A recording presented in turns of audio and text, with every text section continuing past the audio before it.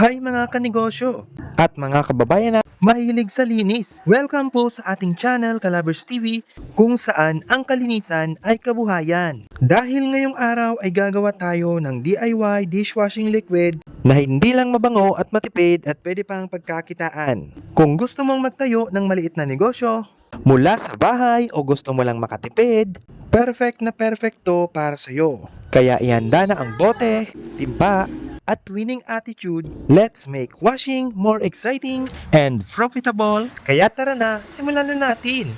Mga kalabers, ang gagamitin natin ngayon na DIY dishwashing liquid ay faves na mabibili natin sa mga online. Meron ito guys sa TikTok, sa Shopee, at Lazada. Pero ako mga kalabers ay binibili ko ito sa TikTok. Ang kagandahan pag bumili ka nito ay ready-made na siya. Ibig sabihin ay ihahalo mo lang siya sa tubig at after ng ilang oras ay makakagawa ka na ng DIY dishwashing liquid na pwede nating pambenta sa araw-araw. Siya nga pala, pag nag-order ka nito at bumili ka nito, ay meron siyang kasamang bote na tig-1 litro. At syempre, kasama na rin sa package ang kanyang mga plastic caps o mga takip. So ito yung caps na mga kasama nito. So pwede ka rin naman na umorder ng mga easy open cap o yung flip caps dahil ito po mismo ang madalas na gusto ng mga customer dahil madali lang siyang buksan. Yun nga, at marami pa tayong stock dito sa bahay ng mga takip nito. Kasama na rin sa package ang kanyang libreng mga stickers. Hindi mo na kailangan mag-imprinta dahil meron na itong kasama na stickers at ididikit mo na lang. At yun, at all set na at ready na ang ating mga gagamitin. Ngayon naman, sa malinis na balde ay mag-ipon at maglagay lang tayo ng 15 liters ng tap water o tubig na ating gagamitin. Pwede naman kayong gumamit ng mineral water kung meron kayong mas malaking budget. Ngayon ay hahaluin na natin sa malinis na tubig ang ating DIY dishwashing liquid kit na 1 pack. So yun, at ibubuhos lang natin dito mga kalabers. Bale sa 1 pack ay gagamit tayo ng 5 liters ng tubig. So bali kasi bumili at nag-order ako ng 3 packs nitong dishwashing liquid kit. Bale sa 3 packs ay makakagawa na tayo ng 18 liters ng dishwashing liquid.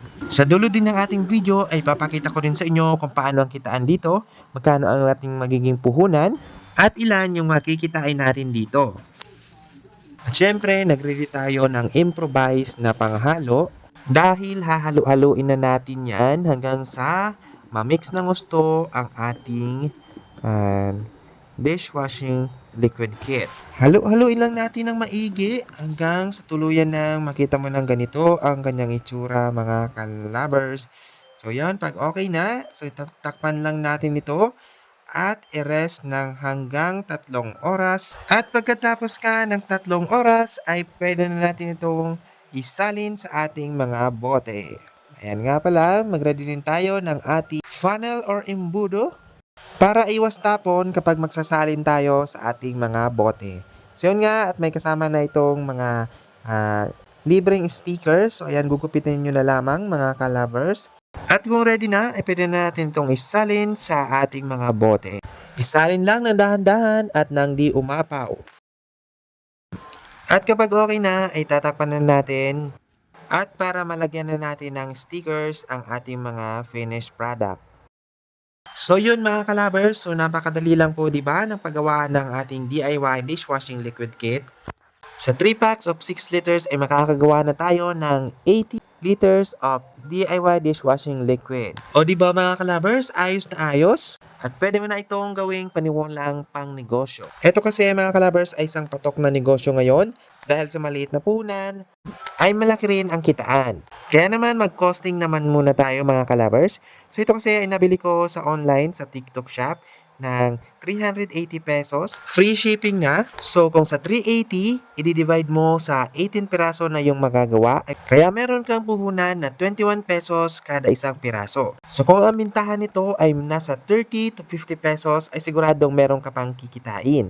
Let's say kung ibebenta mo to ng 40 pesos, ay meron ka pa ring 19 pesos na tubo. Kaya naman okay at patok ang negosyong ito. Bukod sa madaling may benta, ay sure na sure pa ang inyong kita. Kung nagustuhan nyo ang video ito, huwag nang kalimutang mag-subscribe, i-like, i-share, at mag-comment kayo. At kung isa rin kayo sa gumagawa nito, ay congratulations sa inyong negosyo. Hanggang sa muli, ako po ang inyong kalabers. See you on our next video.